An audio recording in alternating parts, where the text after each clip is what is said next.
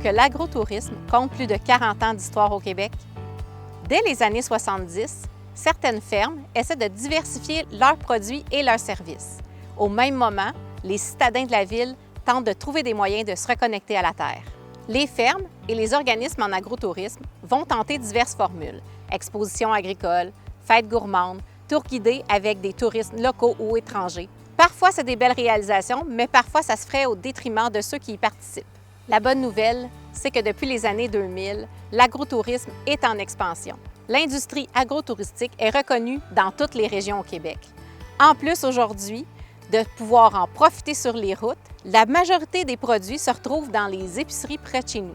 Aujourd'hui, nous avons la chance de visiter 2 fermes qui ont connu les balbutiements de l'agrotourisme et qui rayonnent aujourd'hui partout dans leur région et même plus loin.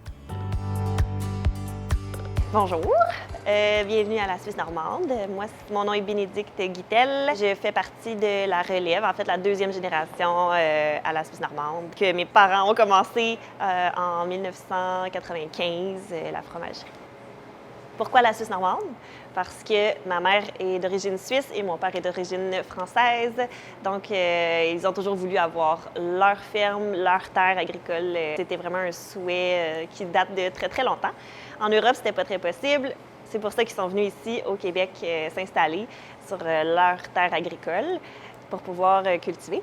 Puis ensuite, de fil en aiguille, ils ont commencé l'élevage de chèvres laitières, puis ils ont transformé leur lait avec la fromagerie qu'ils ont commencé en 1995.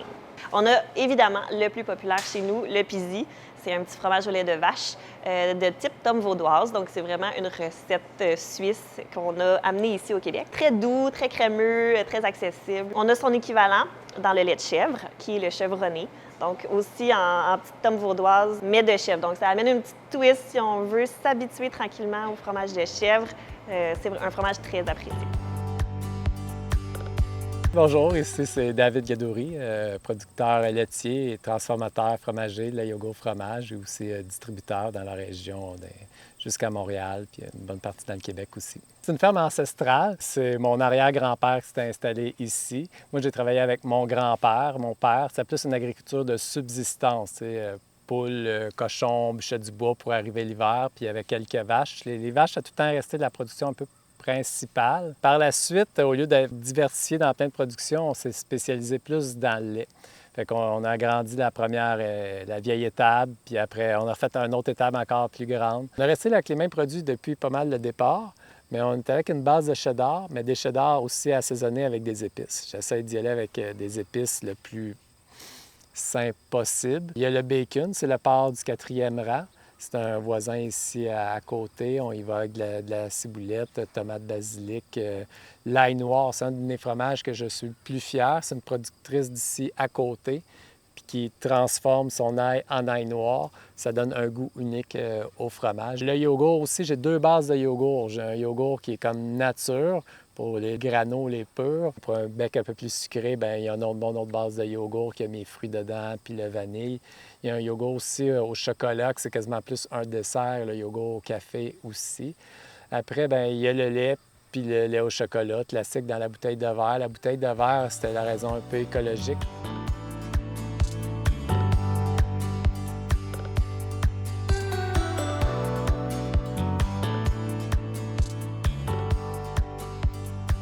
C'était beaucoup d'essais et d'erreurs.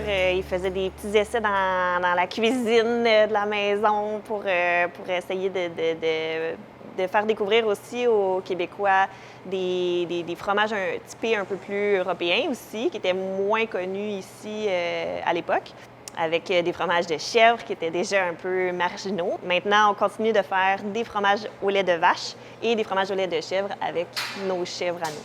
Je voulais juste faire une petite fromagerie, juste pour m'amuser, mais j'ai un frère 12 ans plus jeune que lui, il venait de terminer sa technique agricole. Quand il a embarqué l'ambition de la jeunesse, on a fait une fromagerie un peu plus grande. Je pense que le produit, c'est un produit quand même différent. Je ne sais peut-être pas nécessairement juste sur le goût, mais c'est en arrière. Vous buvez du lait de vaches qui sont en santé. Je pense que ça a quand même une importance aussi. Il est pasteurisé juste en cuve bain-marie à basse température pour garder les saveurs, les éléments, mais aussi pour la digestion. J'ai plusieurs clients qu'eux-mêmes ou leurs enfants sont intolérants au lactose, puis avec les produits ici, ça passe.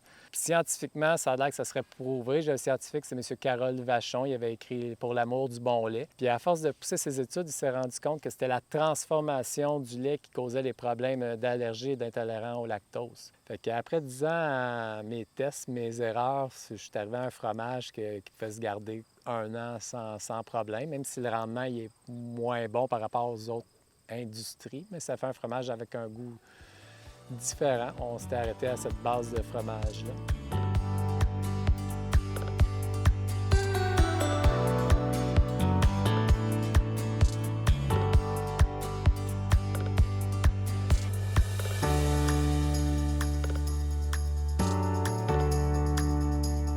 On est au Québec, en Amérique du Nord.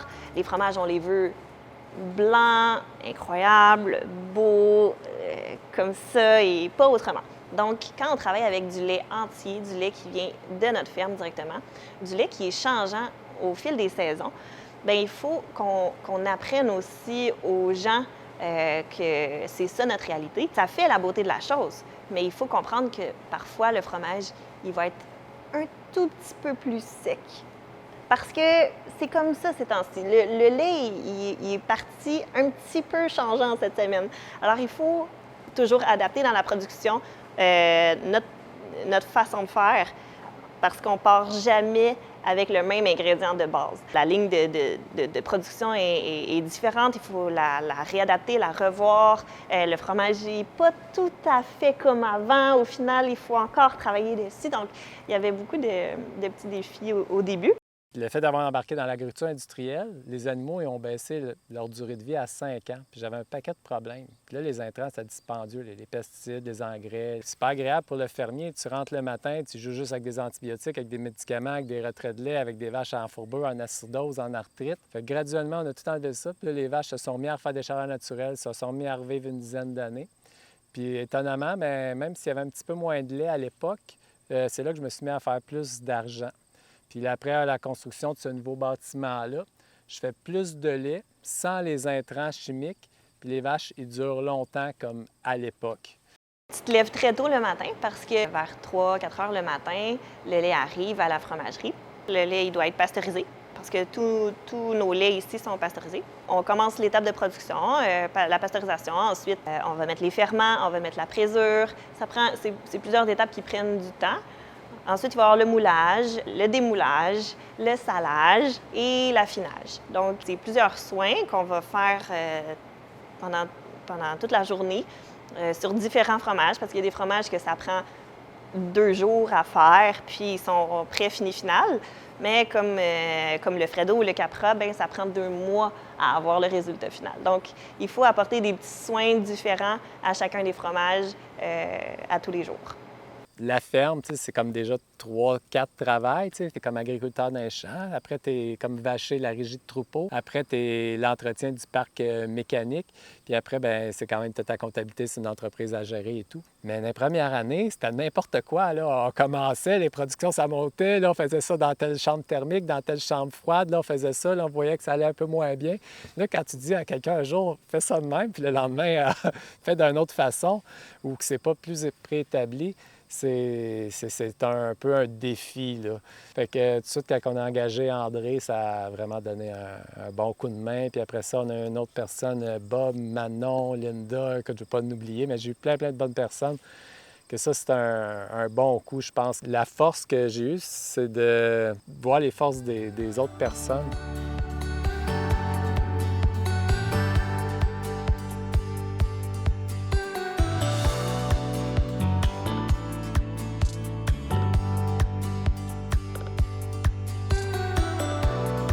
Me lever le matin puis pas prendre un véhicule pour aller travailler, de revenir cueillir dans mon jardin mon dîner ou mon souper, pour moi, ça n'a pas de prix. Fait que tout ça, pour moi, c'est un mode de vie que je voulais. C'est pas pour être gratteux. J'ai pas l'impression de travailler. Je suis un peu comme un... je reviens en vacances là, chez moi à plusieurs moments par jour. J'ai pas besoin même d'aller en vacances. Si je m'en vais, je me rends compte que je m'ennuie de chez moi. Je suis quand même chanceux, je l'apprécie, je suis en gratitude envers ça. Ce que j'aime le plus, c'est qu'on travaille en famille. Donc ça, évidemment, c'est un plus. J'ai une confiance absolue dans mes frères et sœurs.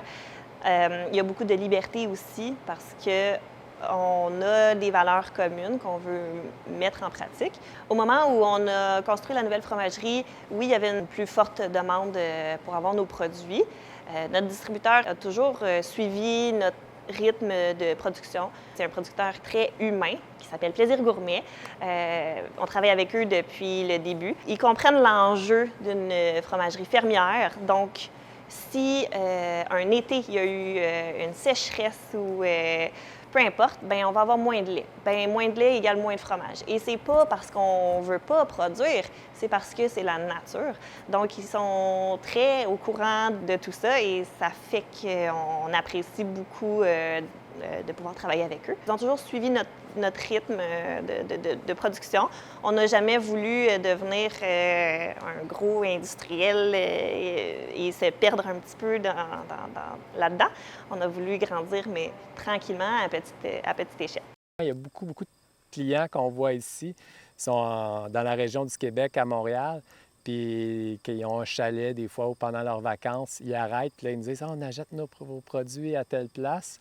Ou des fois, ça peut être l'inverse. C'est des gens qui passent ici, puis ils nous demandent « Hey, est-ce qu'on pourrait avoir vos produits proches de chez nous? » C'est ces gens-là qui nous ont aidés à faire entrer dans les autres épiceries, parce que là, je dis « Allez voir votre gérant. » Puis là, quand il y en a un, deux, trois qui parlent, mettons, de Vallée Verte dans une épicerie, là, des fois, c'est l'épicerie qui m'appelle, ou si mon livreur passe puis laisse une liste de prix, bien, c'est plus facile de rentrer de cette façon-là dans les épiceries. Les clients nous ont aidés, puis ça fait chaud au cœur, ça fait la paye. Là. En général, les commentaires sont vraiment très bons.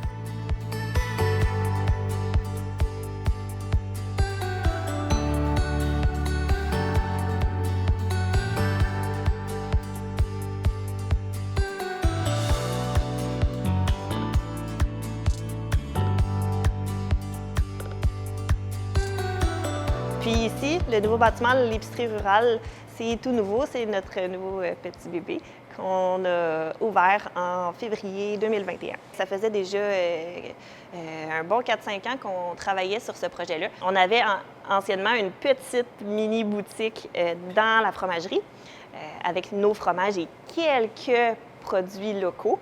Mais on avait envie de faire connaître des petites productions qu'on ne voit pas. Puis c'est peut-être quelqu'un qui habite juste à côté de chez nous qui le fait, puis qui n'a pas un commerce. On sait tout ce que ça implique. Hein? Quand tu es entrepreneur, c'est de A à Z. Donc, tu crées ton produit, tu le fabriques et tu le vends après.